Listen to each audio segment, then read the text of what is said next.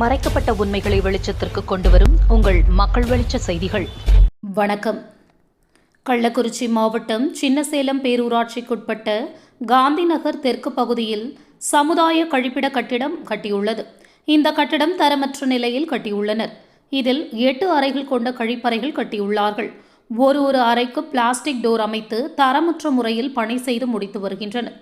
வயதானவர்கள் கழிப்பறைக்குள் அமர்வதற்கு அவருக்கு தகுந்தாற்போல் வசதிகள் செய்யவில்லை. 2 தவணையாக கட்டப்பட்ட இந்த கழிவறை செப்டிக் டேங்க் அகலம் 6 அடி, நீளம் 8 அடி என்ற அடிப்படையில் கட்டியுள்ளார்கள்.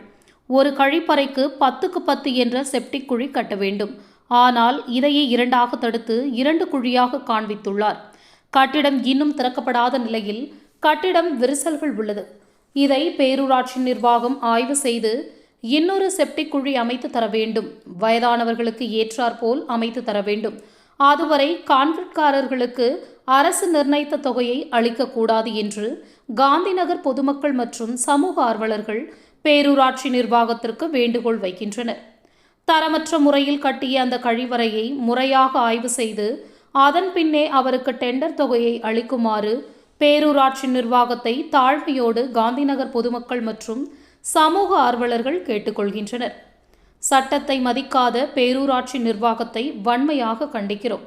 கள்ளக்குறிச்சி மாவட்டம் சின்னசேலம் சிறப்பு நிலை பேரூராட்சி 15வது நிதி ஆணையீடு மானியம் டைடு கிராண்ட் 2025-26 காந்திநகர் தெற்கில் உள்ள புதிய சமுதாய கழிப்பிடம் தமிழக அரசால் ஒதுக்கீடு செய்த நிதியில் சின்னசேலம் பேரூராட்சி மூலமாக கட்டப்பட்டது.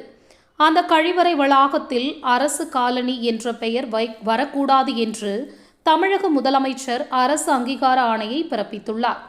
அந்த ஆணையத்திற்கு எதிர்மறையாக சின்னசேலம் காந்திநகர் கழிப்பிட வளாகத்தை கட்டிய ஒப்பந்ததாரர் டிடிஆர்எஸ் கன்ஸ்ட்ரக்ஷன் மற்றும் சூர்யா கன்ஸ்ட்ரக்ஷன் பேரூராட்சி மன்ற தலைவர் ஜாதியின் அடிப்படையில் பெயர் பலகையை எழுதியுள்ளார். ஒரு பெயர் பலகையில் காந்திநகர் என்றும் இன்னொரு பெயர் பலகையில் காலனி என்றும் எழுதியுள்ளார்.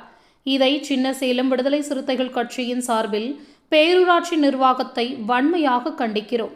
உடனடியாக பெயர் பலகையை மாற்றி அமைக்க வேண்டும் என்று கோரிக்கை வைக்கின்றோம். செய்திகளுக்காக சின்னசேலம் தாலுகா செய்தியாளர் ஆ. குமார். நன்றி.